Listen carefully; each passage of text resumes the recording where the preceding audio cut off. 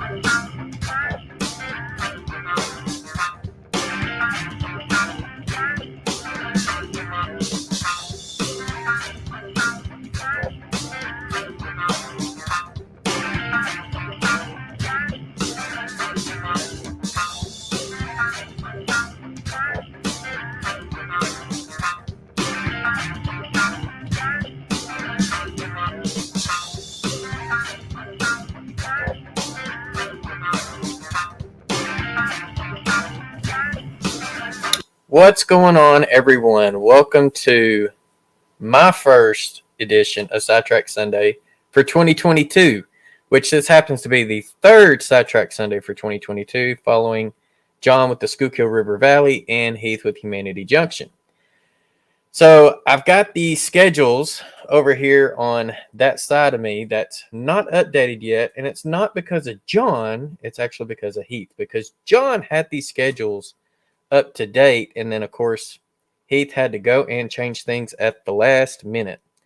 So while the not so updated schedules is running, let's go ahead and say hi to everyone in here, and then I will bring up our special guest, who I've seen him in the chat too tonight. So let's go on. So we got William, New Fenris Railroad. We got American Flyer S Trains. John Nofels here. We got Greg, Midsummer Railway N-Scale, all the way from Australia. We got Lynn McCurdy and the HDMMRC. We got Marty with M&M Shortlines Railroad. We got Opa Dodge, Anthony Dodge, the Model Train Outsider. And let's see, who else do we got here? We've got Shane's Trains, Jerry Satterelli. We got Ian with the Lehigh River Subdivision. Mr. Jimbo Trains is here. Norman Rowe, loving the Disco Aussie. We've got Bang, Got You Junction, Carl Braun. We got Nissy J here. Who else have we got? We got John, Schuylkill River Valley is here as well. So welcome, Mr. John. We got Mason Dixon Railroad here as well. We got Wicked and Sanity. White River Line is here. So welcome, Drew. And let's see who else. We got Shortline 614. That looks like a new channel. So welcome to Sidetrack Sunday, unless you were a previous channel, because I know I've got a few of you that like to change your names. We got Connie, which is Dragon Lover 68. So welcome, Connie. Thomas Grossi is here. Welcome, Thomas. And we got Steve Childers. And I'm trying to catch up with the chat. We got Kyle Stevens, Andy Ambrose, Al Marr. So welcome, welcome. Steve 87th PSAP is here. We got Ron Moen here as well. We got Roy Eltham. So guys, welcome. Derek Alexander is here. So welcome, Derek. We got Low Country Railroad. So welcome. Gary Shanks is here as well. So welcome, Gary. We got Cameron Caboose 121. We got Sean with Dakman Productions is here. John 2618. Wigwag Workshop is here. We got Mystic Southern Railway. That's, I think, John number 7. All the way down from Nolan's. And we got Heath, Humanity Junction, wanting to know, he just heard my name. What did he do? You know what you did. And we'll leave it at that. Joe Rader and the Black Rock Central Railroad is here as well. So welcome, Joe. And I think I'm almost caught up with the chat. Oh, there's Manny Fernandez. And Dwight Curley is here as well. We got Ron Brights. And let's see. Anyone else popping at the last minute? We got Santa Fe Bob is here. And I'm trying to scroll through the chat really fast, and it's still blowing up on me. Y'all are definitely some talkers, so I hope my special guest is ready for all the questions that he's going to receive tonight. Hey, my wife Amanda is here, my better half, the one that has to try to keep me in line. Ray Central 127 is here as well, so welcome. Hey, we got JD, Grandpa Rails is here, so welcome, JD. And we got my mom here, Kathy Wilson. Welcome, Mom. And I think I officially caught up with the chat, so so let's go ahead and I'm going to change my screen, and I'm going to bring up my guest, who has channel. I will tell you, he's got a really, really good channel. If you're not subscribed to him, I'm going to put his link in the chat so that way you have access to it. Hey, Train Fan 120 and Container Man 68. No, Heath is not my special guest tonight, so Container Man, you lucked out on that one. But let me bring him on up because I'm sure y'all have a lot of questions for him. So we got Drew with the White River Line. What's going on, Drew? Hey, how's it going? Going good. So you model what we call the Frisco, which right. I've got a sign right here. Yeah, absolutely. So, I love it. Yeah, I've seen it. I've seen it there. I love the Frisco. So Frisco, you model it. Why? Yeah. I say what I'm working on is inspired by the Frisco. I haven't necessarily picked out any particular area that's a prototype for me necessarily that's specific, but yeah, the Frisco is what I'm interested in and what I have on my layout, what I'm building on my layout. So yeah. Okay. Are you modeling a specific era of the Frisco? I picked the 1930s, and that didn't necessarily have kind of anything other than to do the fact that I like steam. Okay. I felt like that was kind of an era that, I don't know, the aesthetic of it, I guess, is interesting to me. And so, I felt like it would be kind of old timey enough in some ways for what I was looking for. So hey, you can't ever go wrong with steam. I mean, steam's really cool. And then as far as like your trains, you can build some really long trains because all the cars are short. Yeah. I'm not much of a rivet counter, but I'm doing my best to try and say somewhat accurate within all of that. Yeah. No, I totally understand. So let's talk about, so you're modeling steam, you're modeling the Frisco, you're calling yourself the White River Line. Yeah. So what area was it the White River subdivision that Frisco had? They didn't really have a White River subdivision. I mean, they had a section called the White River Branch, and that would have been a branch that kind of traveled along southern Missouri, northern Arkansas. Actually, the Missouri Pacific had a line called the White River Line, which I didn't realize until I'd kind of come up with the name for my layout and my channel. But I picked the White River Line because the White River is pretty central to the development of southern Missouri, northern Arkansas. So it passes through that area, and it was kind of as people came in and settled, as Europeans came in and settled in the area, the White River was where a lot of people settled in. So it's kind of key to the development of the area.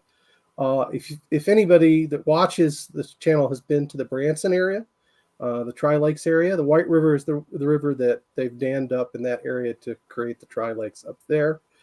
And so I grew up in Southwest Missouri, and part of what we did was floats, canoeing on rivers, and among those that I floated on were the North Branch, South Branch of the White River, and as well as several others. But yeah, the White River is just kind of central to the development of the Ozarks. So I picked that. So speaking of Branson, because that's like my second home. Oh, really? In a way. So, have you rode the Branson or the Ozark Zephyrs? What they call it? Is that what they call it? Is it the one that the depot's there, kind of downtown Branson area, right? Mm-hmm. It's right at the landing.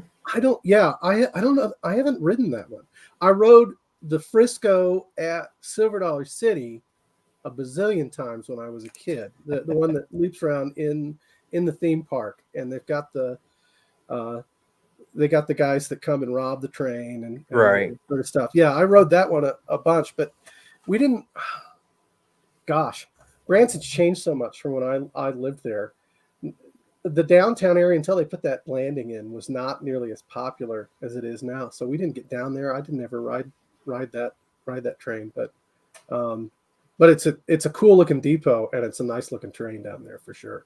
Oh, absolutely. I got to ride it a couple of years ago. I want to say it was a Labor Day weekend of 2020, and I did a video of it. Okay. So we actually stayed in the RV park at the landing. Okay. And so we watched the train go by, on the viaduct over Lake Taneycomo. Mm-hmm. And I was like, man, I'd like to ride that one day. And, I didn't know that my wife bought tickets. So I did a video one day thinking that, man, it'd be nice to ride it. Oh, guess what? We're going to go ride it the next day. And nice. So I had to do a video on that too. So yeah. You got it up on the channel then, huh? Yeah, it's one of my favorites. It's not like riding the Durango in Silverton, mm-hmm. But it's a pretty little excursion, and sometimes they'll go north. Most of the time they go south into Arkansas, and then they'll run it, about 20 miles and then back, or it's not a real long ride. But yeah, that's not super long, but that's 20 miles is a good distance. Yeah. So, but anyways, looks like we do have a question. Was the Frisco ever supposed to go to Frisco, San Francisco? Yeah, absolutely. That was that was their intention early on. Really, kind of by about really by the early 1900s, they kind of given up on that, but that's where they got the name for the railroad. Was this intention with the Transcontinental Railroad to have a line from St. Louis into San Francisco. So there was the Pacific Railway Act of 1862, where the U.S. government wanted to have this transcontinental railroad, and they talked about a route from St. Louis to San Francisco.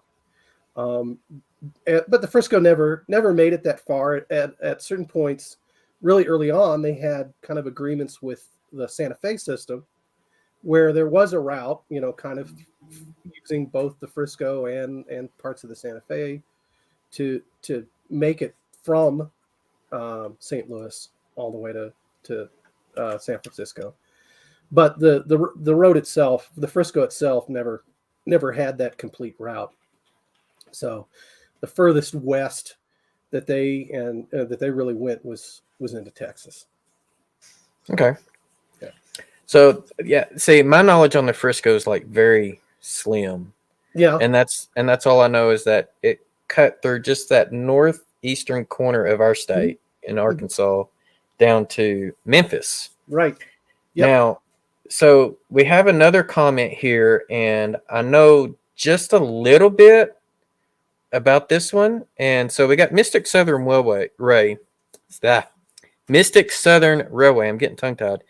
Which his name's John. And he's saying, if he understands correctly, the Frisco tried to buy the central of Georgia, but was not allowed because government was afraid that they would become the first coast-to-coast railroad. Now, I know the Frisco ended up buying a railroad to make it all the way to Birmingham, Alabama. Yeah. But I don't remember which railroad that was. I could probably look it up in the books that I have. I don't really remember for sure. You know, the Frisco's been around since it was first chartered in 1876.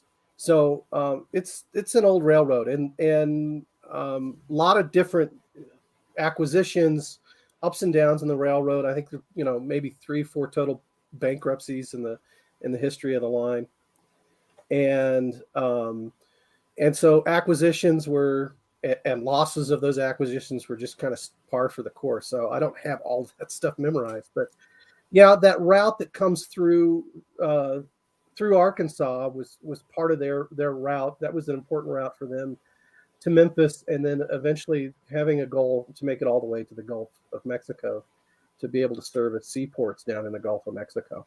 So, and they actually had a couple of lines come through Memphis. The one starting kind of that route was kind of from Kansas City, then came through Springfield, down through southern Missouri, northern Arkansas, and into Memphis, and then on down to Birmingham from there. Right. And eventually into Muscle Shoals, and they had Pensacola.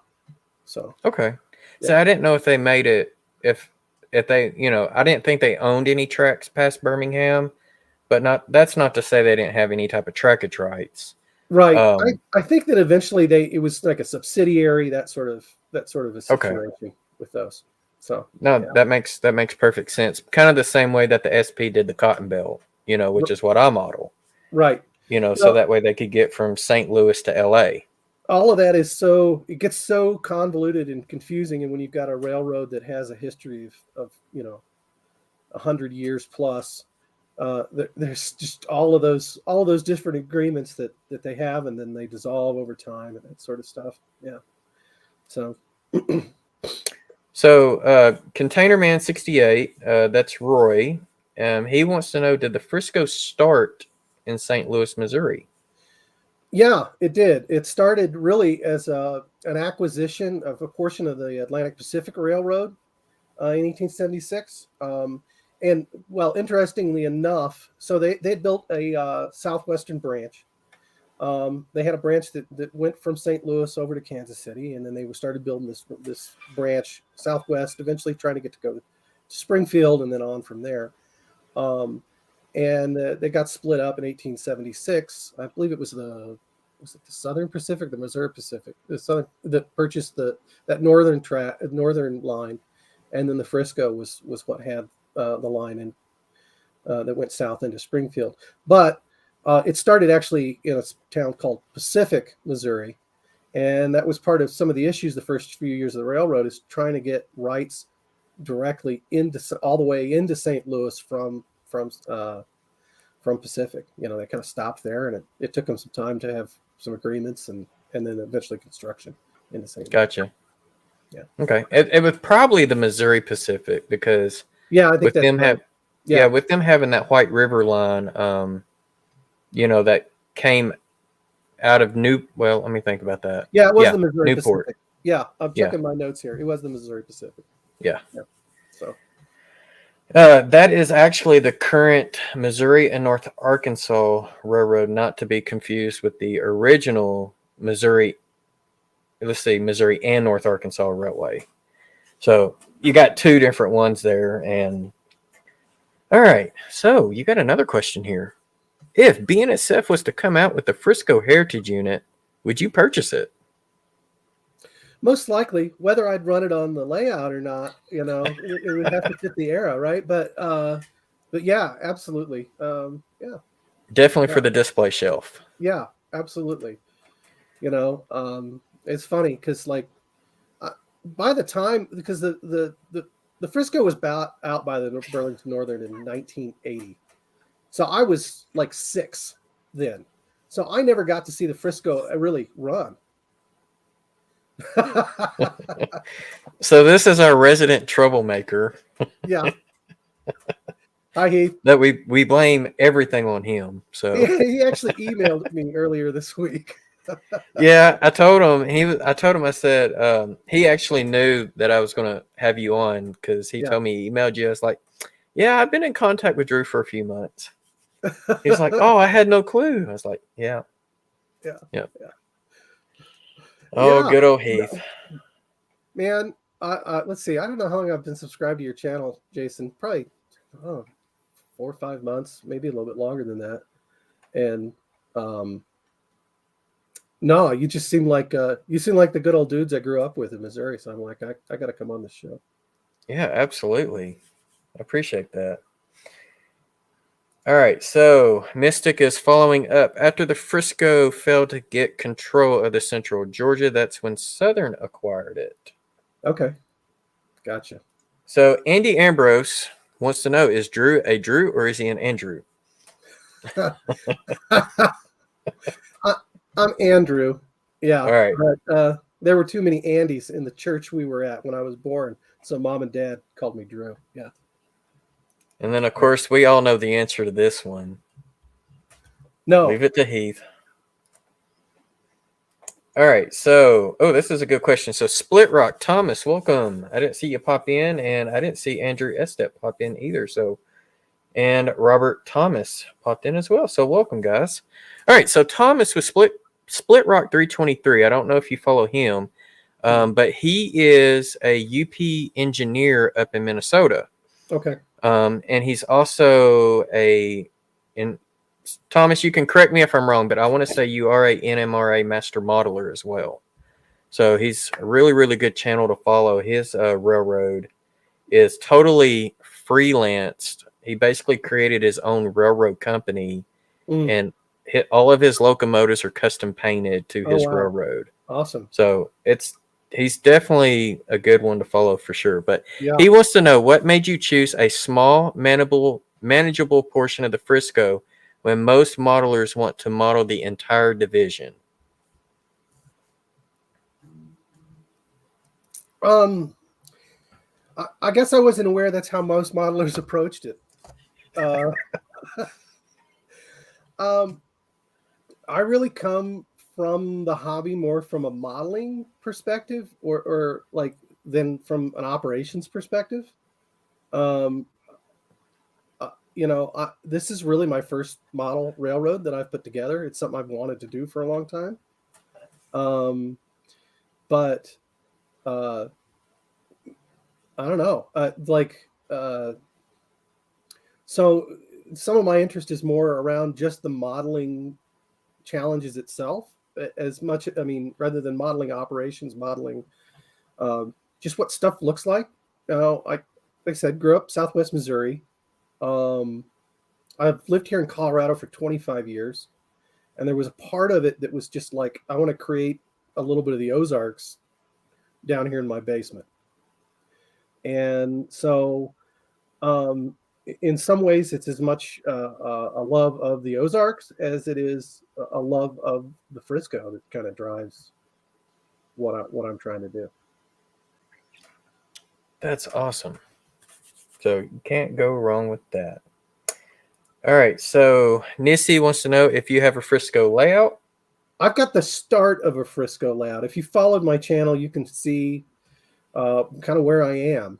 And really the channel is about me building the railroad as much as it is about what exists. So my videos are really kind of the process that I'm going through to build this layout. So I've got bench work. I'm getting started on track work right now. I've been doing some modeling of cars and structures and those sorts of things. But I don't have any track laid yet. That's next on the agenda. So speaking of track laying, you did the fast tracks with the turnout. Yeah. I saw that video. That was actually really cool. Are you planning on handling all your track or just your turnouts? You know, it's kind of, I'm planning on doing handling all of it. You know, I started with some folks suggesting, hey, you could make your own turnouts, and so I'm like, and some guys in a Frisco forum I'm on lent me their stuff, so I'm like, well, I can't turn that down, right? And it Oh, makes absolutely not. Yeah. So some generous guys that I communicate with on the Frisco forums offered me their fast track jigs and some tools and stuff, and so. And as I started doing that, I was like, well, you know, I can buy some flex track, and some of it's I've been going with the micro engineering stuff, and some of that stuff's hard to find these days. That and with micro engineering up for sale, it's like, you know, it's like you haven't found a buyer yet. Mm-hmm. You know, so I don't know. So they've got good stuff. Yeah, you know, don't get another me Missouri wrong. company based out of Fenton, Missouri. So I can still find the rail, and you know, I had a mentor in high school that was a model railroader. It was kind of the first time I saw it, anything other than basically, you know, somebody setting it up on a flat layout and that sort of stuff. Somebody that actually modeled landscape and scratch built and all that sort of stuff. That was kind of an inspiration to me. But he hand laid all his track. He did narrow gauge. Actually, wow. up in Colorado with stuff that he built. And I thought, well, you know, I'd probably figure out how to hand lay my own track, and it could make for some, like I said, makes for some interesting videos, something fun to do and learn. It'll take a long time, but you know, something to keep you busy, keep you out of trouble. Yeah, exactly. So I've got the next video will be about me getting prepared to do some of that stuff. And it is a little intimidating. There's a part of it that I go, okay, we'll see how this works. So what radius are you planning on using with your curves? And I know, like I said, with you being steam era, especially 1930s, you know, smaller stuff, you could probably get away with a tighter radius. My most on the main line, everything's 24. Okay. You know, I've got some industrial stuff that I'm trying to keep at around 18. We'll see what I can do. There's a certain section where I'm trying to put in a Y, and I'm not sure I can quite get there with 18. I might need to go a little bit smaller than that. Oh wow. So we'll see. I think I can get there, but you know, I am gonna grab a little bit of just cheapo flex track and run some tests and that sort of stuff. There you go. See what I can do. What kind of steamers are you planning on running for 1930s? You know, I've got there's some of that I'll have to more research I've got to do on that. Like I said, I come from the modeling perspective than like a rail fanning perspective. Mm-hmm. So I still have a lot of stuff to learn as far as railroad operations. I've currently got a Baldwin, what's it, a 280. A consolidation, okay. Mm-hmm, mm-hmm. So I got that in a kit a while back, a Bachmann. I'm gonna have to get. We were chatting before about the soundtracks chips, so I may have to pick your brain on what soundtracks chip I want to get for that. Dcc. If it's steam, Tsunami 2 TSU 2200. Yeah. Okay. I can tell you that right now, unless it's like the newest Bachmann, and then it would be a BH2. No, this one's probably 17, 18 years old. Yeah, be a TSU 2200. I would not get the big steam, just get the regular Tsunami 2 TSU 2200. Okay. And that's the one. I don't know if I got one here in front of me or not. Aha! I've actually got one here in front of me, so I even give you a part number. There you go. All right. Cool. That should be fun. Tear that apart. Yep. Put something in it. Yeah. I think, And if you need the wire, does it have the wire harnesses that go from the tender to the engine? Yeah. Okay. So as long as you got the wire harness from the tender to the engine, you're fine. If not, they make a wire harness as well that you can solder. It screws on the drawbar connection on the locomotive side, and Okay. you solder your wires to it, and then you got the harness that comes from the tender. So, all right. So let's continue. Split Rock says now he wants to go to Hardee's and get a Frisco burger. So I've had plenty of those. yeah. Now in Colorado, do they have a Hardee's or is it Carl's Jr.? We've got Carl's Jr. here. Yeah.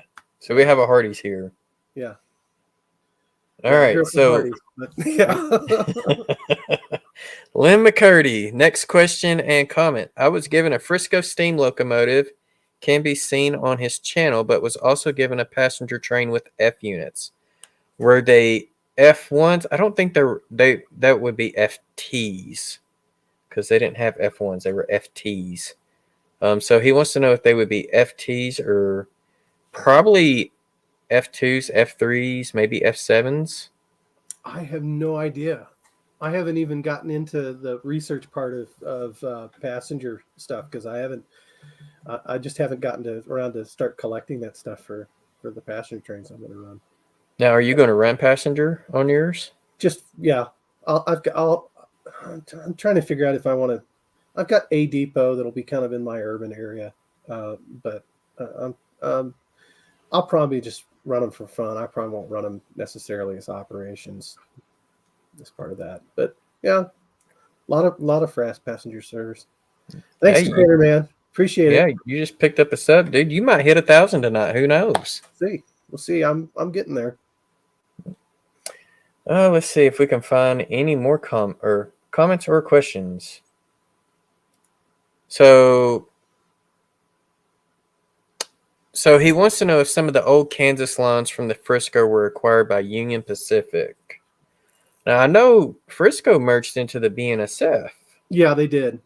And I believe that those were, if they would have picked up by the UP, I don't know that Burlington Northern would have sold them, but I think that they, at that point, they'd picked up Burlington Northern picked up all the lines that Frisco had.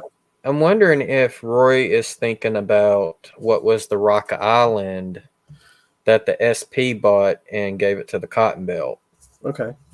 Which would have been the Golden State line, if I'm not mistaken, that goes from Chicago down to El Paso. So maybe that's what he's thinking of. Oh, we got another question. So John wants to know, should we call you the Frisco Kid, like the old war song? No, Drew's fine. Yeah. Right. And Split Rock says that he owes me $20 now. Split Rock, you can keep it, buddy. And of course, American Flyer is saying that's what SLSF means, St. Louis, San Francisco. That's right. Which was highly confusing with the Cotton Belt, which was St. Louis Southwestern.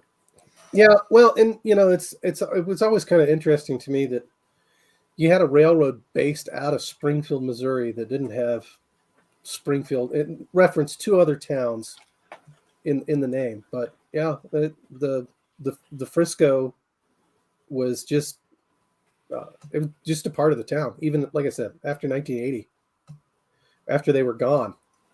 The name was kept alive by the city in a certain respect. So,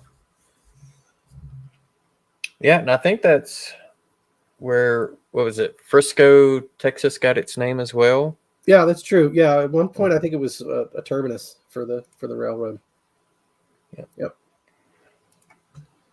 Here you go. What's your favorite Frisco engine style?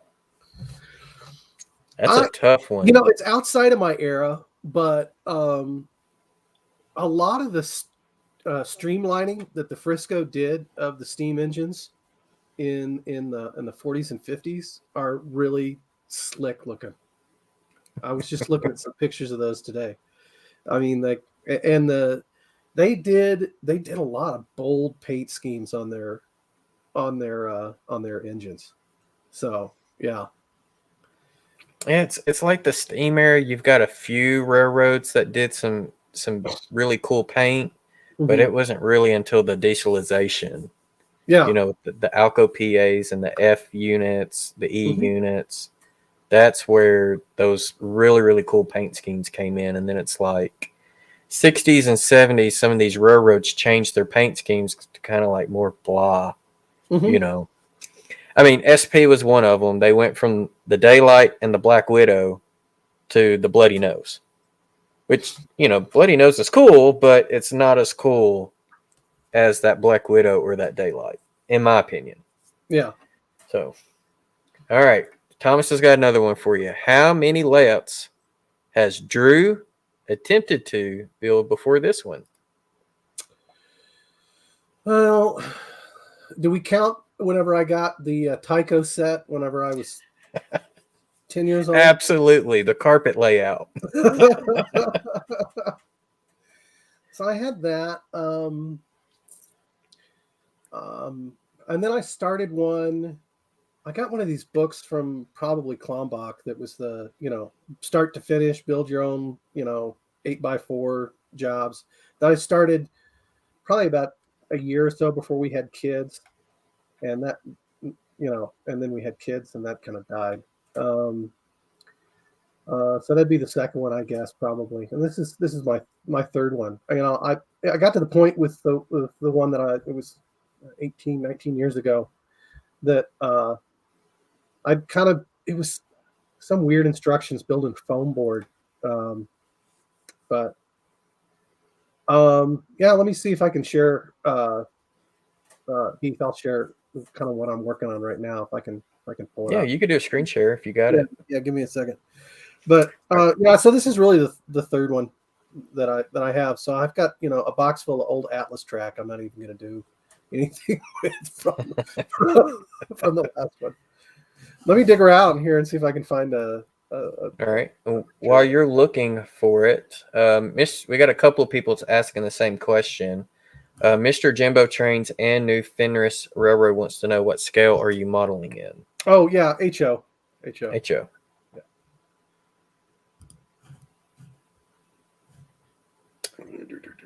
Let's see here.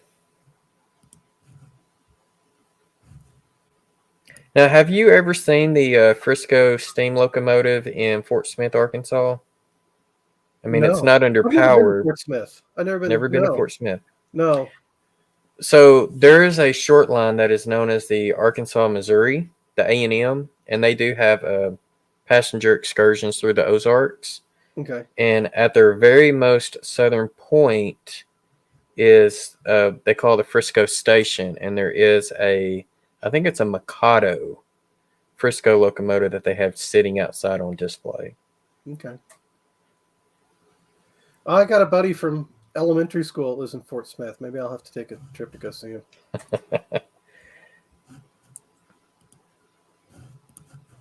Yeah, he's over here giving me a hard time, asking me where I can go buy that Soundtracks decoder.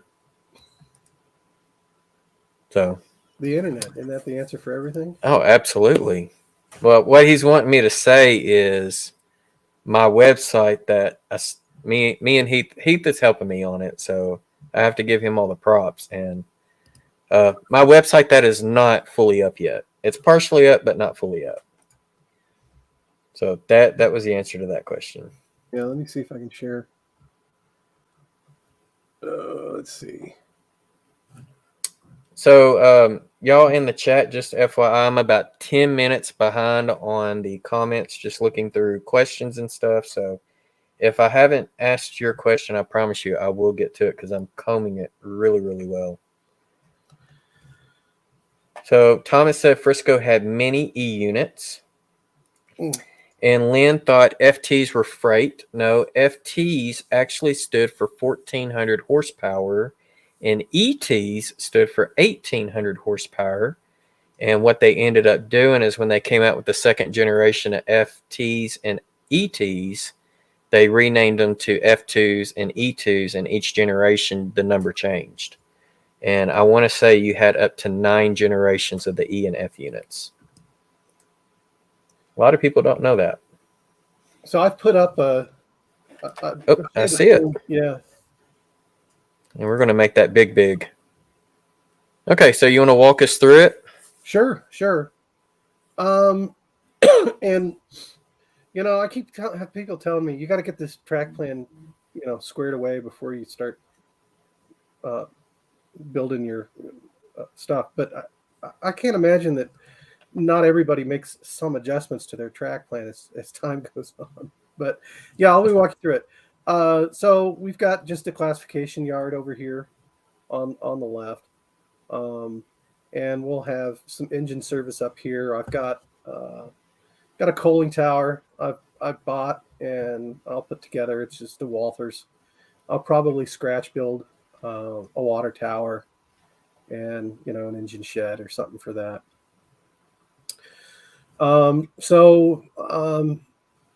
This will kind of come up into an area that's going to be a little bit more of a rural area up here. I'll have a kind of a small town down this way I've built scratch built a grist mill for this area. I'm hoping to kind of add a working water wheel on that too.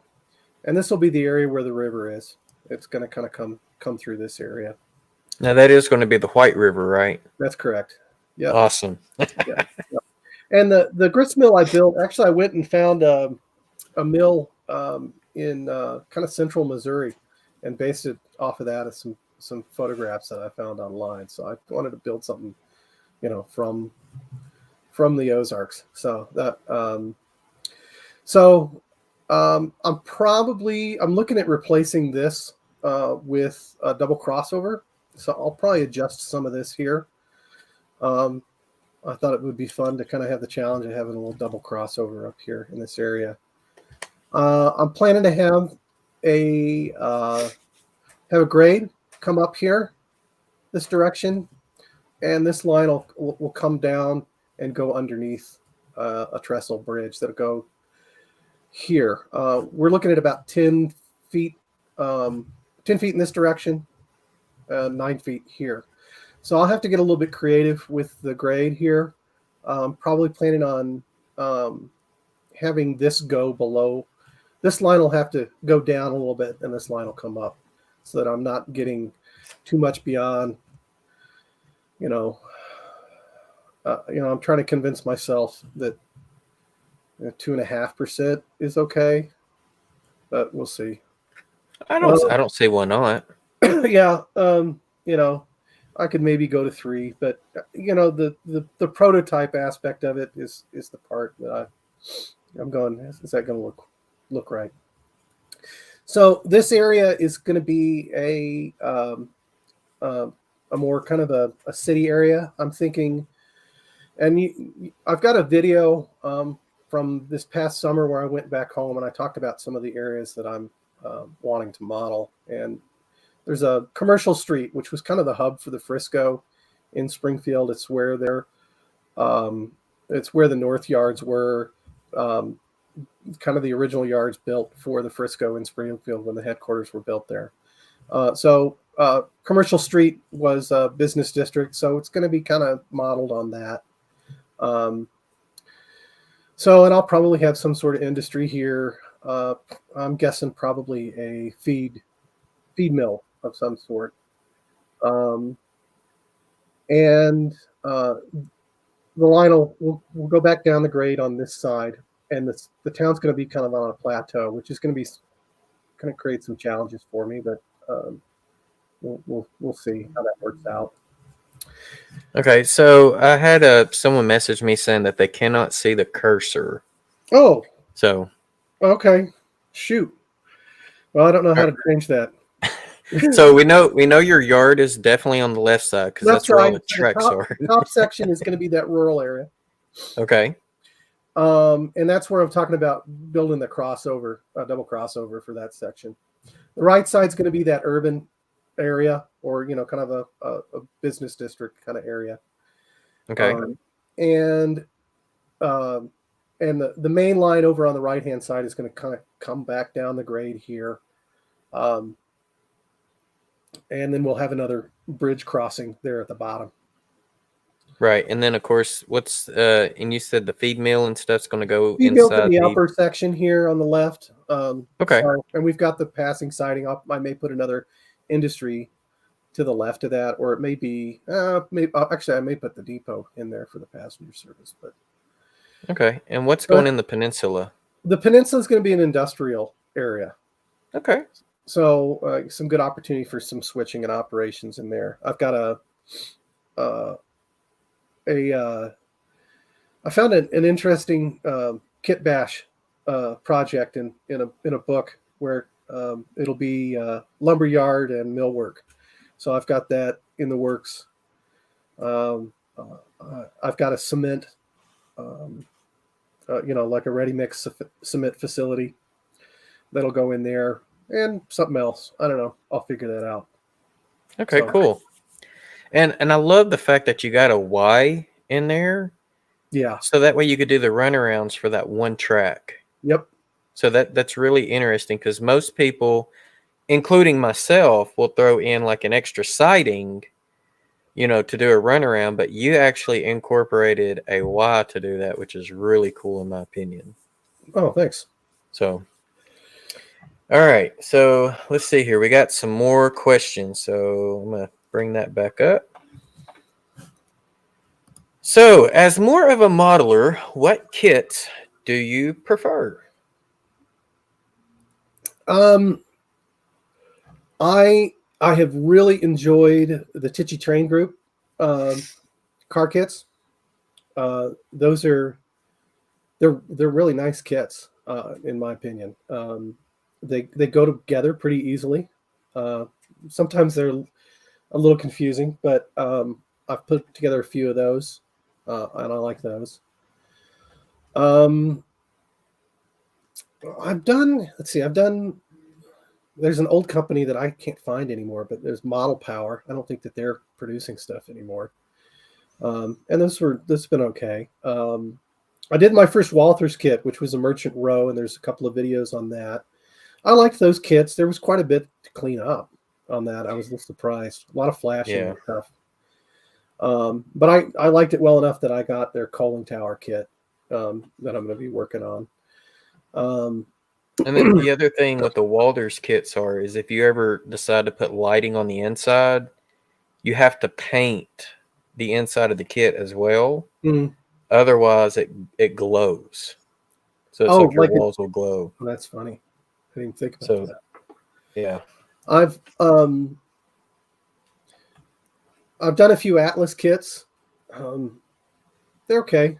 They're serviceable. They're kind of classics, a lot of them. I got a depot I built a while back that was an Atlas, and I posted some pictures of it, and guys are saying, "Oh, I built the same kit in the 1960s." So they've been using the same molds for their kits for a long time. So yeah. But I haven't tried any of the Craftsman kits. I've been watching Jason Jensen Trains videos. I don't know if you guys. He's good. He's a great modeler. He doesn't. I mean, I'm going for kind of a little different aesthetic than he goes for, but he does a lot of really great stuff. But he does a lot of the Craftsman kits, so that's kind of. I gotta figure out the right one for me to pick up. But yeah, I've thought about that. And then I've gotten into the scratch building stuff in the last little bit, and I've really kind of liked that. So I've used a lot of Walters. I built one building out of scratch cardboard made out of vinyl record album covers. So I've done one of those, and that was the toughest one I've ever done. And I did that for a merit badge years ago. Oh, yeah. So, yeah, back in the old scout days. Right. When I was a scout. Yeah. I've got a question, and he's wanting to know, greetings, train freak. So Fred Acott. So I think this is Fred's first time to my channel. So welcome, Fred. He wants to know which locomotives of the Amtrak do I like, the Siemens Charger SC44, the Isella, or the ACS 64. So Fred, I will be honest with you. I only get to see Amtrak through the middle of the night here because it goes northbound at 12:15 in the morning and southbound at about 3:45 in the morning, so I really do not get to see Amtrak at all. Do the Acellas even come out to Arkansas? We have the Texas Eagle, and it stops in Little Rock, but it's just during the middle of the night. Now, if I wanted to go and see my friend Flying Crow, Robert, who lives down in Longview, Texas, and I could just easily catch the train and ride down there and sleep on the way. And if I was able to get Friday off of work last week, I was going to try to go down there and go to the train show in Dallas. But I couldn't get off work, so I wasn't able to do it. But yeah, as far as the Amtrak stuff, man, my knowledge is even worse than my knowledge on like railroad history. So, all right, let's see if we got any more stuff, because I did see a really cool comment that I do want to share with you, and you might have already seen it. And we have a lot of people in, so for everyone who has popped in that I have not said hi to earlier, welcome. I'm just going to kind of throw that all out there because I know I skipped a lot of names because I'm trying to catch up in the chat with all the questions. Let's see. There's a good one from our troublemaker, Heath. What color is the White River? Mostly brown. Yeah. Especially down here. Yeah. Once it merges with the Black River, it's pretty dark. White for on sure. top, So but mostly brown. I think I've only seen it white in one spot, and that's when they have to open the Table Rock floodgates. Yeah. And you watch it come down the the chute. It's pretty white then, but other than that, it's not white. All right, so Heath wants to know, have you ever been to Iron Planet Hobbies in Springfield, Missouri? Iron Planet? No, I haven't. So that is actually Heath's. Yeah. So Iron Planet Hobbies is actually one of Heath's sponsors. Oh. And so he has a discount code for 10%. I think it's 10% off. Discount code is HUMAN, HUMAN. Man, where is it in Springfield? That's the question. All right, Heath, you got to put that in the chat, and eventually I'll catch up to it. Yeah, the local hobby store is hard to find these days. Yeah, especially with train stuff. There's a hobby town in Springfield that I was just at, and they've got a fair amount of train stuff. But we used to have here in Denver, we used to have the world's largest train store, but they went out of business. They had a great store down on Broadway. I've got two in the area, but they're so polar opposite that they actually are able to stay in business. They're not really competing with each other. One is more on sales and the other one's more on service. Okay. Yeah. So. It's hard to find train stuff here in Denver. A lot of RC cars, but train stuff's a little harder to find. So I think this comment's pretty funny. This has to do with the Amtrak question, but Split Rock says maybe Drew can make a Frisco Siemens charger. Get some decals. We can make it work. Yeah. And once a scout, always a scout. Stick with the values. That's right. So I don't know if I might have passed that comment, but I want to say it was Grandpa Rails, JD, John Dilly, said that he is your 1,000th subscriber. Whoa. Awesome. So congratulations. Yeah. Thank you. Thank you, guys. I'm gonna have to double check that to make sure. Because you know how YouTube is. They'll take them away, at times. Yeah. Yeah. Yep, it says 1,000. So congratulations. Thank you, guys. All right. So Split Rock obviously did not watch one of your most recent videos. He hadn't caught up yet. Yeah. Well, it was Christmas Eve when I published it, so I wasn't quite sure how that was going to go. But yeah, I've built several, and I've got all the stuff here actually right in front of me to build another one. I probably have built 8 or 9 of them at this point. So, but yeah, it's a nice system. It's a little spendy for the jigs, but they're not hard to build. I'm wanting to do it. I'm just like, man, with all the other projects that I have going on, Yep. it's like, I've been told they take a lot of time. Yeah, what I started doing was I knew how many I had, and I just started grinding points and just kind of trying to batch stuff together. Right. And then and so, but I actually sat down yesterday and built a number 6 in probably 2 hours. Oh, that's not too terrible. No. And then, so Fred's asking me another Amtrak question, and I have not ridden Amtrak yet, so I can't say yes to that. I don't even know. What I do know is the cars that do come through the area are double deckers, and the last, I do have a couple of rail fanning videos coming out pretty soon. I think they might be coming out this week, either this week or next week, and it was literally one locomotive and 4 passenger cars.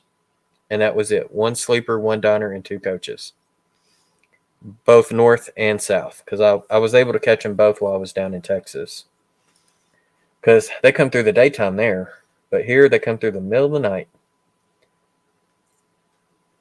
All right, let's see. Oh, we got another question.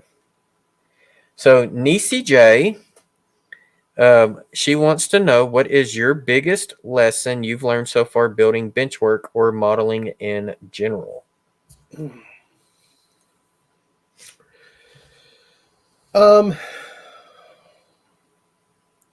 Gosh. Maybe that rooms are not square. Yeah, rooms are not square, that's for sure. It's one of those things that I knew it before I even started, and then at a certain point I was like, oh yeah, and rooms are not square, and if they're built square, they're not square for very long after they've been built. But yeah, once I got to that far corner from the if you watch the videos, I've got trying to figure out how to adjust for that. So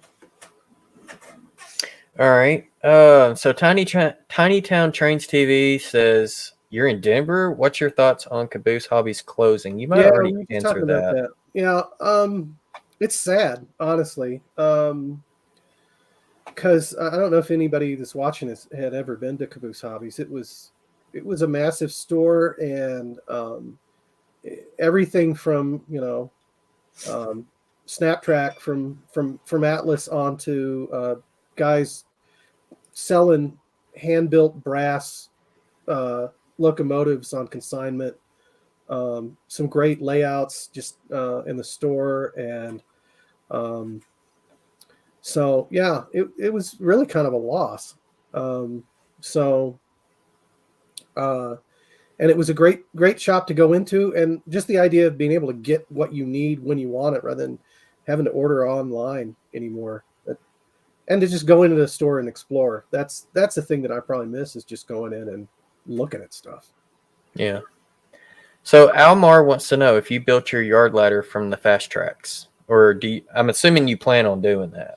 Yeah, I've been trying to figure that. I'm building that out, and somebody suggested I build the ladder all in one piece, and I keep scratching my head trying to figure out how to actually get precise enough with that to build it all in one piece.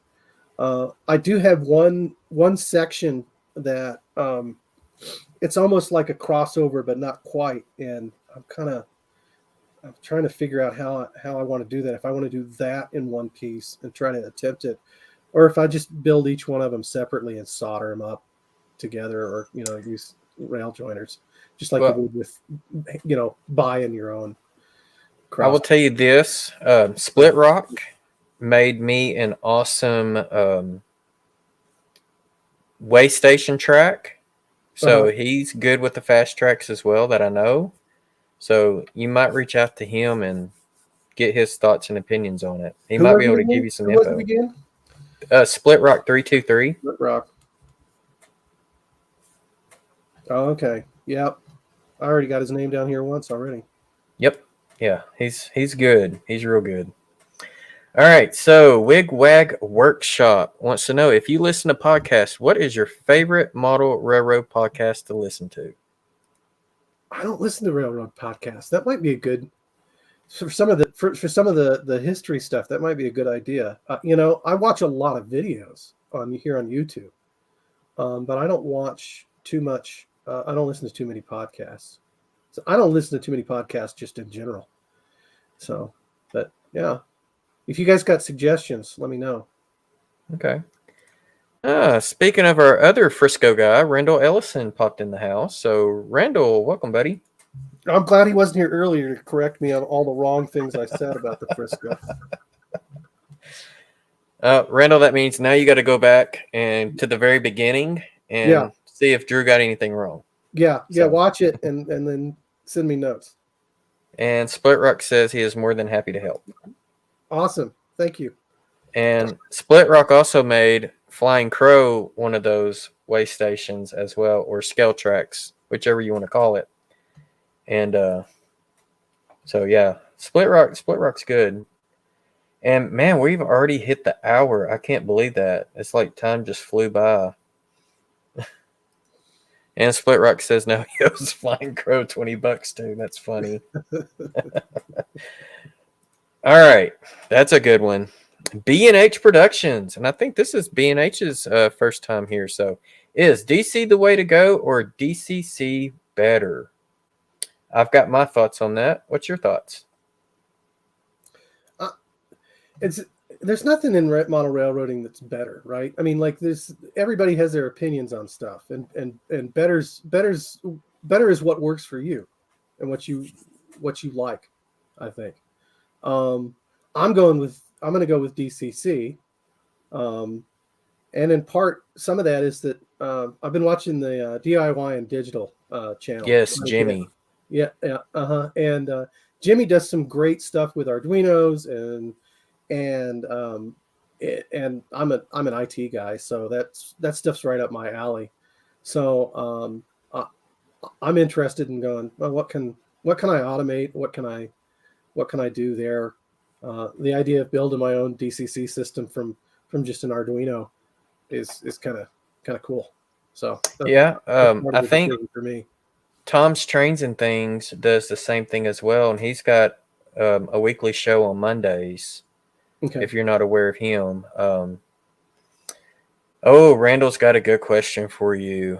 And like I said, the hour's up. Do you want to keep going, or I'm good either way. Yeah, as long as people are interested, I'll hang out for sure. Oh, absolutely. Okay. So Randall Ellison, do you know about the Frisco Northern, I'm assuming, paint scheme? Which is also known as the Tiger Stripe scheme. Tiger Stripe scheme. Yeah, I didn't know that's what it was called, but yeah, we were actually you might not have been on before, but we were talking a little bit about all those bold paint choices of the railroads and the Frisco. Yeah, that orange paint scheme that was probably 60s. Is that right, Randall? Let me see if I can. I'm gonna see if I can find an image of it. Yeah, let me go to I'll see what I can find too.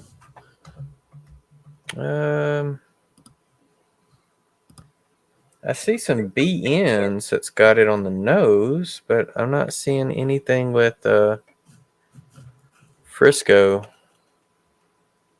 So Frisco paint scheme. See what I can find. All I'm seeing is the black and gold and the orange and white. That is all I'm seeing. Maybe no,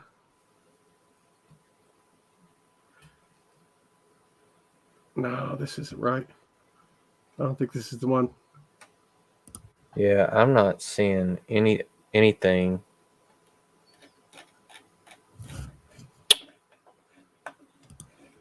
Okay.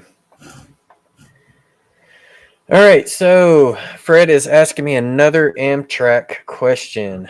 Fred, man, I'm just going to be honest with you. My knowledge on Amtrak is very minimal.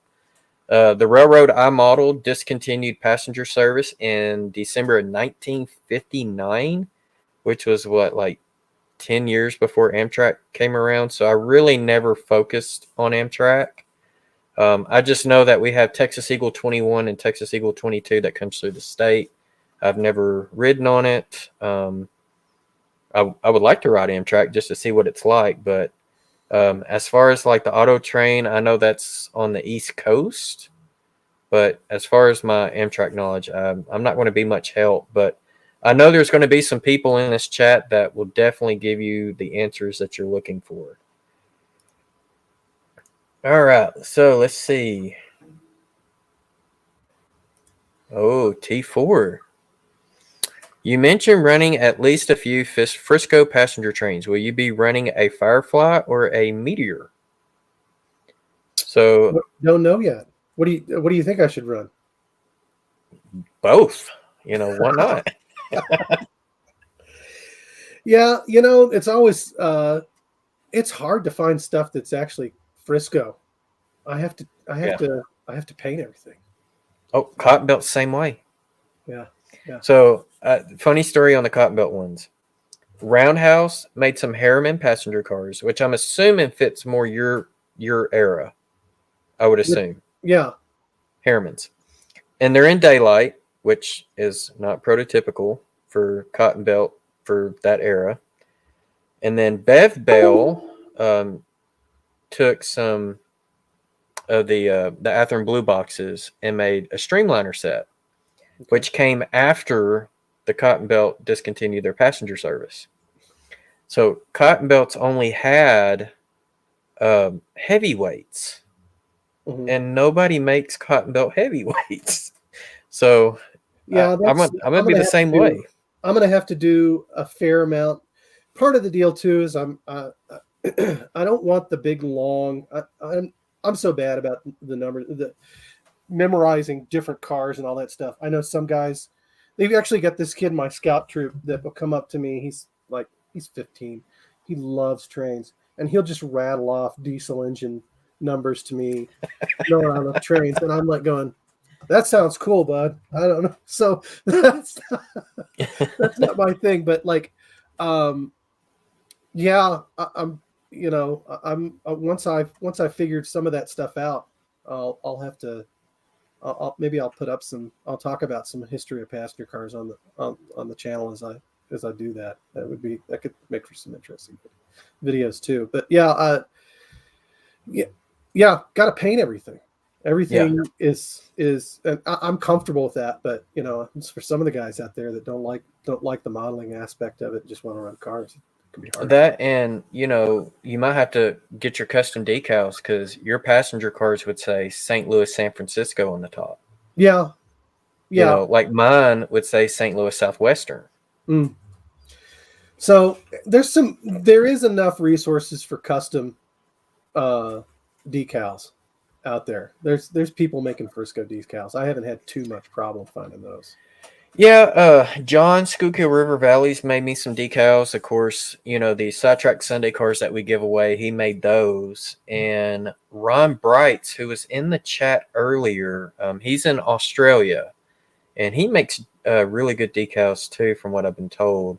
I'm not aware if there's any other people in the chat that do, but I do know of those two for sure.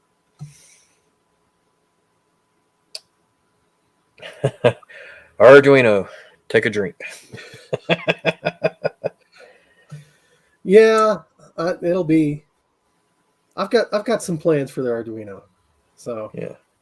Well, Jimmy DIY and Digital is a good one to follow on that, and Tom's Trains and Things, they're both good to follow. All right, let's see here. And we got Robert Thomas in, keeping us a Kansas City score since we're both KC Chiefs fans, right? There's no score, and it's 45. Oh, man. Bob? Of course, I'm a few minutes behind on the chat. I'm about 6 minutes behind. Appreciate it, Bob. And Robert's saying we have to go at least 4 hours.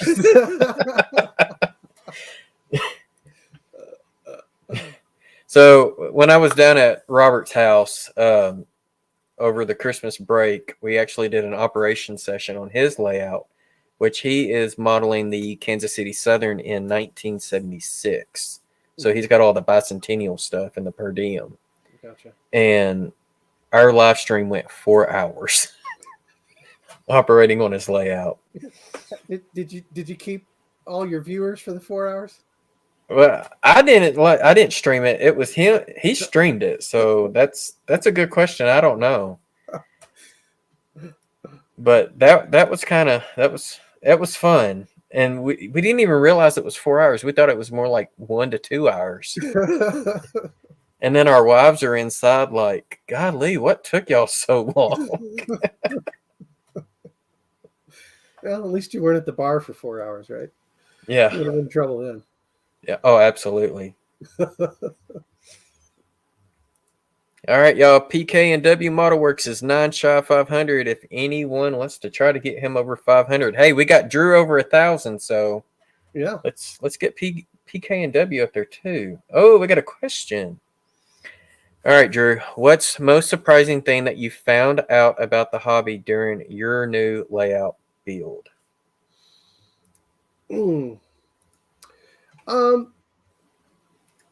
Just on the hobby in general, just how varied the interest is from different hobbyists, and from how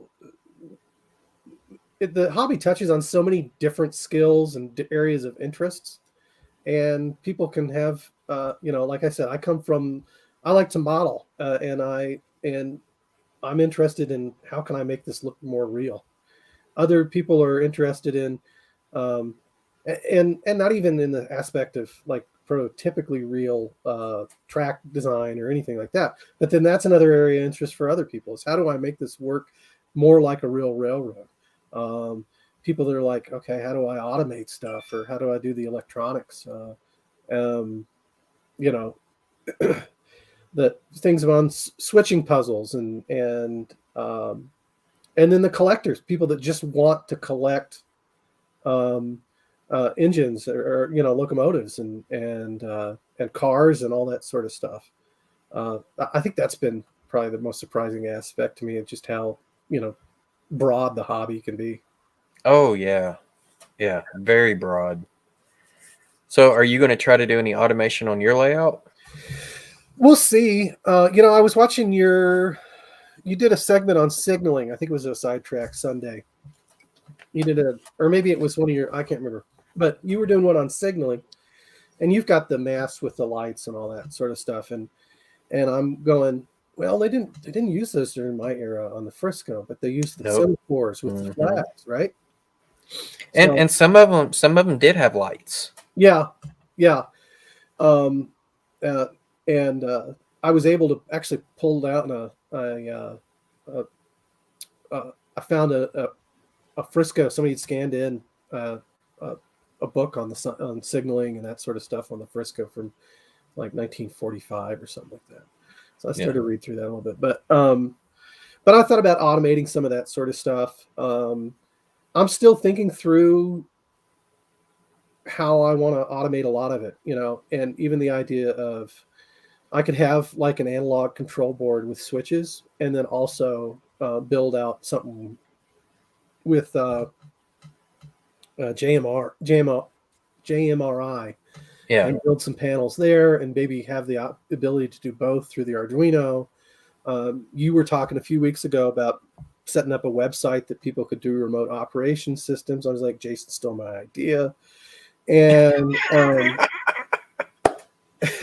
well, Heath has beat both of us. He's actually got it up and going. Yeah, got it up and going. So is Heath a web developer? Is that what he does? He's probably got an advantage on us.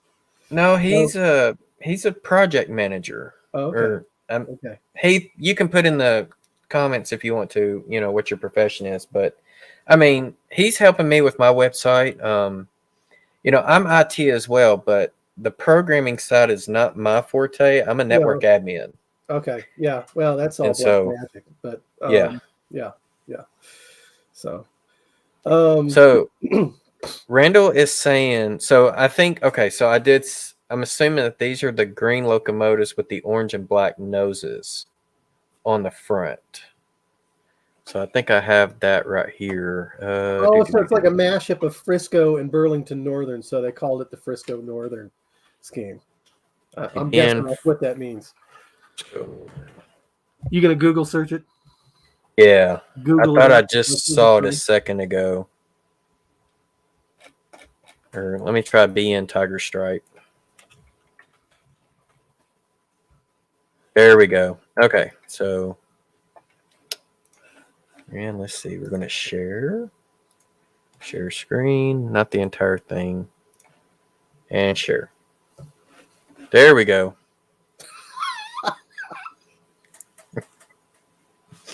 That's kind of funny. Yeah, it's kind of odd looking. Yeah, that's not pretty. No. I mean, and of course there's this one here where they took the black and turned it white. That's just different. Huh. So now, what, early 80s, I assume. Yeah, it would have to be. So everyone, now we know Randall Ellison's favorite paint scheme for the Bnsf, BN, and Frisco, and whatever else is part of that whole conglomeration. All right, so Heath wants to know, how many locomotives will you have? The correct answer is not enough. Yeah, well, right. Yeah.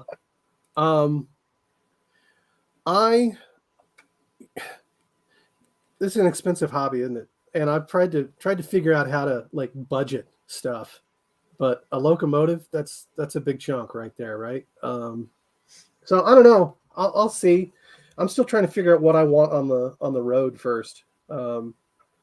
Other than the consolidated, maybe I'm sure I'll have some sort of, yard goat kind of thing in there too, and run locals or whatever. But yeah. Yeah, like a porter, or like what would be like a 440, like an American type or something like that, to kind of yeah. That'd be pretty cool. Yeah. Let's see. It was during the time that there were several labor disputes and infighting among the ranks of the BN, and as such, that particular BN scheme had been associated with a lot of controversy. Okay. So there you go. Oh, let's see. What else we got? So now I'm having to catch back up on the chat. And Heath wants to know what football is, and Roy said it's called soccer. So.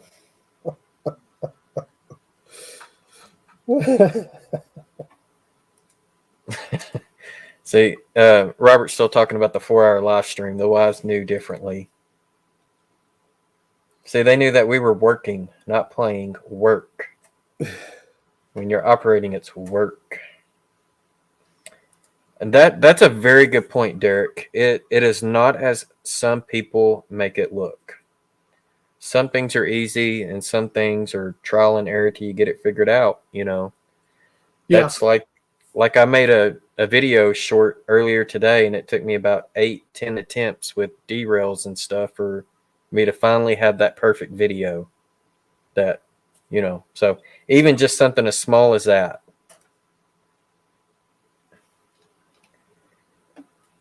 Oh, looks like you're getting more subs. Sweet. So my good buddy John Arthur, who models the Seaboard airline, he's actually in the process of rebuilding and expanding his layout. Let's see here. See, we got Randall in here, and he knows you're a Frisco guy, so he's going to be asking you some really good questions. Yeah. So what do you think about Scale Trains doing the Frisco SD38-2, and then Rapido doing the U25B in the Frisco colors as well? Going to be a good year for the Frisco faithful. I had seen some news about that on the Frisco forums, I think, and I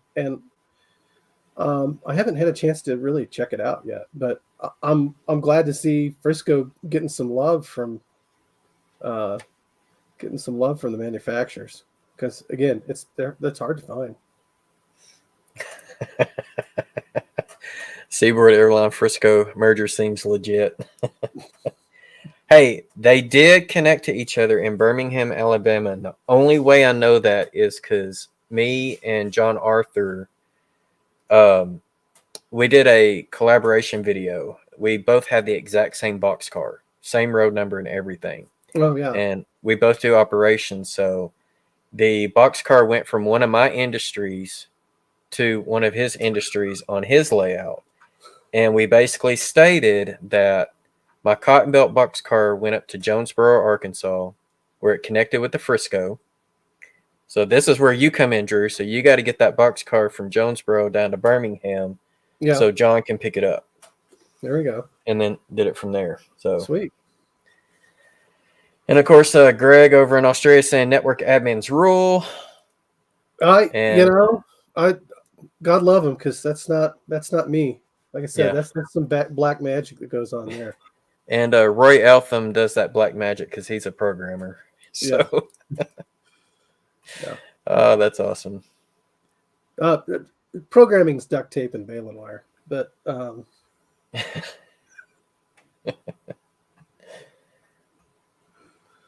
oh, so I guess Randall is saying that the white stripe version is rare. So that's interesting. And I'm looking to see. Wigwag is also in IT. Believe it or not, there's a lot of IT people that's there really are. Yeah, you run it, or engineering, or anything. There's a certain type in there. And we got a score update. We're tied at 7. So Casey and Pitt, we're tied. Shouldn't be that close. Yeah. So it's a good thing we don't have Frank Steeler fan in here, because he's a Steeler fan. They're okay. All right, Kyle, you have a good night, buddy. So Kyle Stevens is out.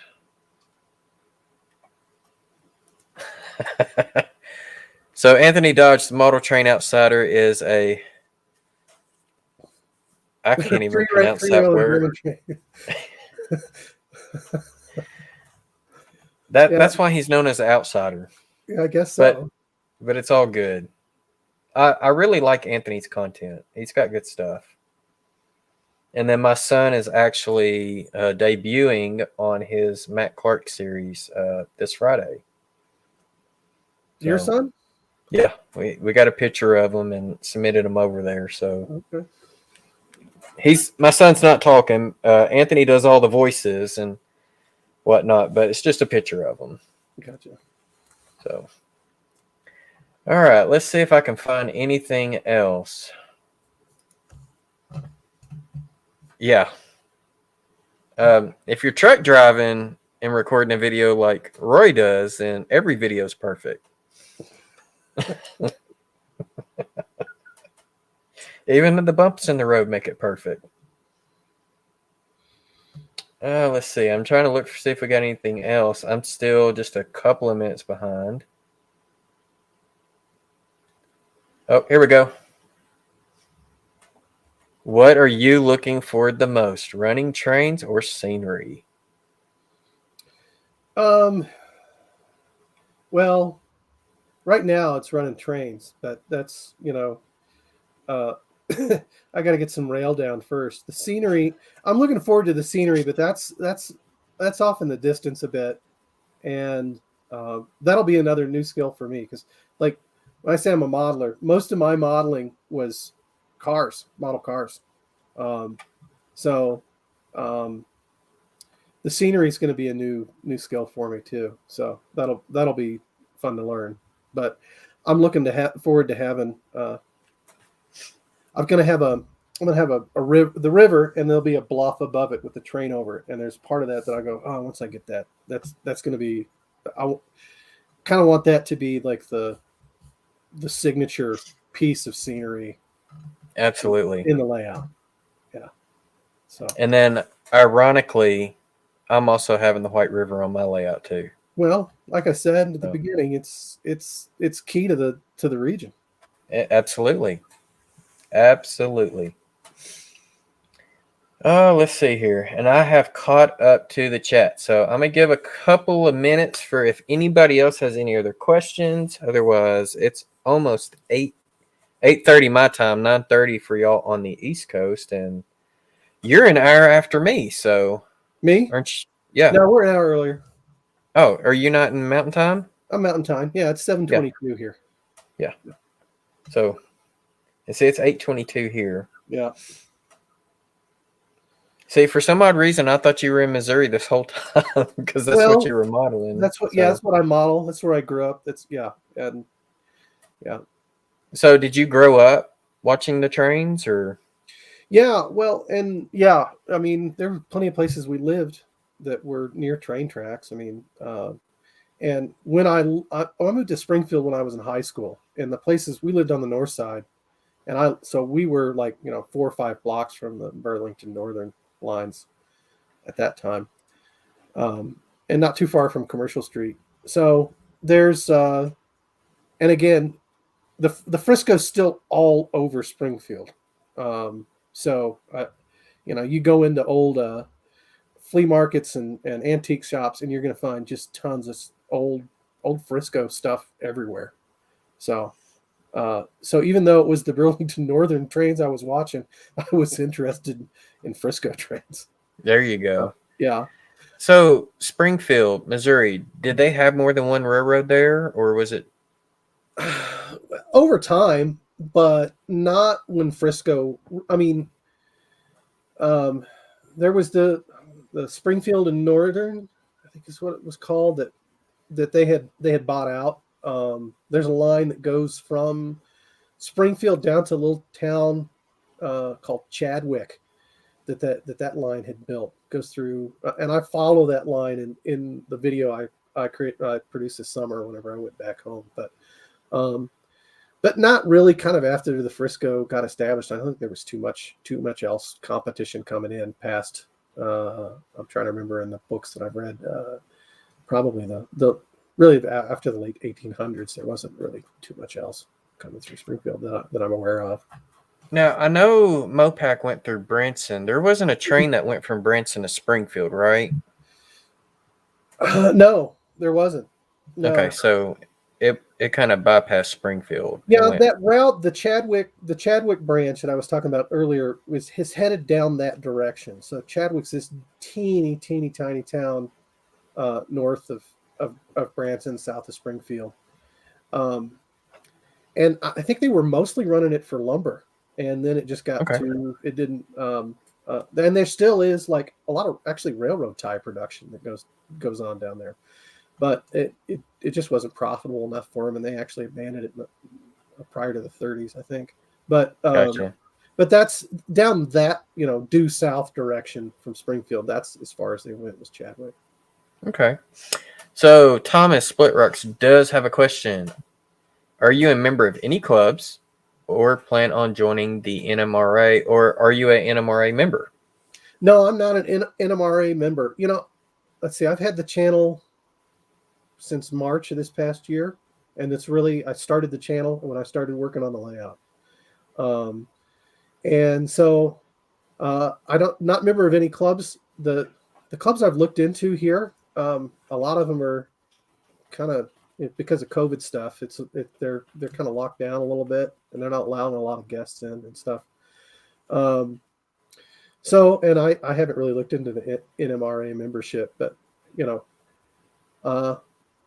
we've got a train show coming up in April here in Denver, and I'll go there and try and make some local connections and see about potentially joining a club out here in NMRA. So Randall is saying Mammoth Spring, Arkansas, which is right there on that state line, still has the Frisco Depot and a caboose, and it sits next to the Bnsf main line as well.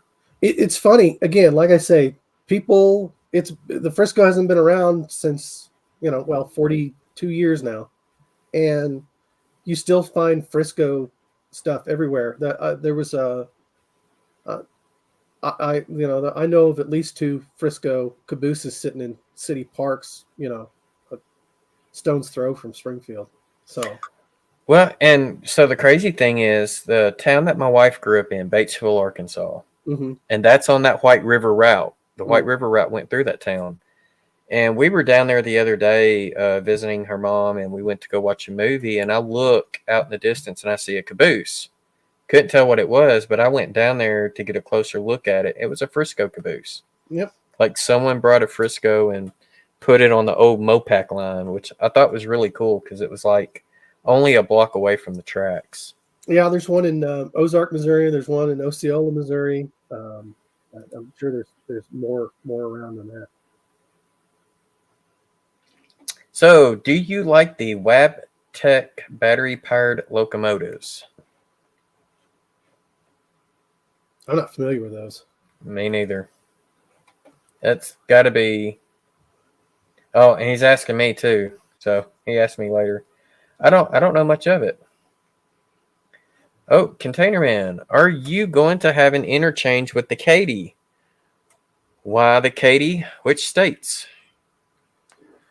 So wouldn't that be Kansas, Missouri, Kansas, Texas? Yeah, they had connections. I hadn't planned on it. Some of it is still. I've got those lines that branch off that that are to somewhere, but I haven't figured out to where yet. I'll make that up later. All right. Yeah, Thomas, I probably should have done that, but if I would have put that on there, you wouldn't have been able to click it. All right, so Jason, me and my dad crossed over some tracks there. Do you know anything about it? Looks like the line is unused. Where are you talking about at, Randall? Because I could tell you exactly yay or nay if it's in Arkansas. And yay, I've caught back up to on the chat. So, if no one has anything else, I think we should just go ahead and call it a night. We went a little more than my hour that I typically go. And sorry, Flying Crow, I am not going 4 hours tonight. So my wife would probably try to put a bullet to my head. So, Batesville, Arkansas. Yes, those tracks are used by the Missouri North Arkansas, which is a Class 2 regional owned by Genesee and Wyoming, and that is the ex-Missouri Pacific White River route, or White River subdivision, that goes from Carthage, Missouri down to Newport, Arkansas. And I put in a video not too long ago, one of my rail fanning videos, that I actually caught a train there because they only run one local one way and one back, and that's it. They only run. But, of course, most of their revenue comes from the Branson Scenic Railway. They have more running on that because they run like 3 passenger trains a day. I'll definitely have to check that out next time I'm in Branson. It's worth it. And if you can do the dinner train, go for that. Yeah. It's nice. I mean, it's not cheap, but it's nice. Yeah, and if you do plan on going, I will tell you this: as far as like getting to ride in the dome cars, it's the first tickets. So they fill the dome before they fill the bottom. Yeah. Out of every car. Sure. All right. What's your favorite freight car? My favorite freight car? Just as a specific freight car, I guess, or the general classification of freight car. Box cars. I mean, I know that's kind of boring, but like, they're I don't know. What else did you have then besides box cars, flat cars, and gondolas, and maybe some wood hoppers? Well, I built that wood gondola for the Down and Dirty weathering contest, and that one was kind of interesting to build. But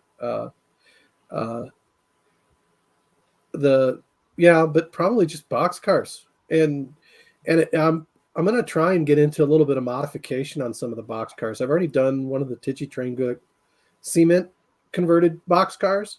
I'm going to see if I can do some stuff with some grain cars too, since Meyer doesn't have covered hoppers. So could make for some interesting customization. There you go. Hey, we got some good news. KC 14, Pit 7. Yeah. So All right, guys. Well, I'm not seeing anything else. So if y'all have not subscribed to the White River Line, I put the link. I'm gonna go ahead and put it again one last time. So that link is Drew's channel. Y'all should go subscribe. Congratulations on Thank making you. 1,000. Yeah. So I'm just right behind you now. You blew past me. But I mean, you make some really, really good videos. Thank So you. I mean, Thank you. you definitely deserve it. That's for sure. I So. appreciate it. I try to get some good attention to detail in them. So I'm happy for the love. So, and I appreciate you having me on your channel. Absolutely. Everybody dropping in and asking me questions that I don't know the answer to, and and I appreciate you being on here too, because what makes this show, or my version of Sidetrack Sunday fun, is getting different people that are modeling in the hobby that, you know, why are they doing it? You know, why did they choose the railroad they chose? And just hearing those, you know, opinions and stories on it is just what makes this show great. And then, of course, people in the chat, you know, helping me out with all the questions, because, you know, it's one thing for me to go and ask you a whole bunch of questions that I might want to know, but, you know, it's those in the chat. If they want to know something, you know, they help out. So, and yeah, there you go. So Robert Thomas is saying, great channel, video, audio is excellent. And thanks, Bob. Bob's active over on the Frisco forums, and he's actually one of the guys that generously lent me the fast tracks. Oh, that's awesome. Jigs, and so he's got a great. He was presented at the NMRA, I think last year, one of their online conferences about his modular system. So, oh, cool. Yeah, look him up. He does some great work too. Okie dokie. Well, everyone, Drew, y'all have a good night. Yeah, We'll see y'all later. Thanks for joining, everybody. Thanks, guys.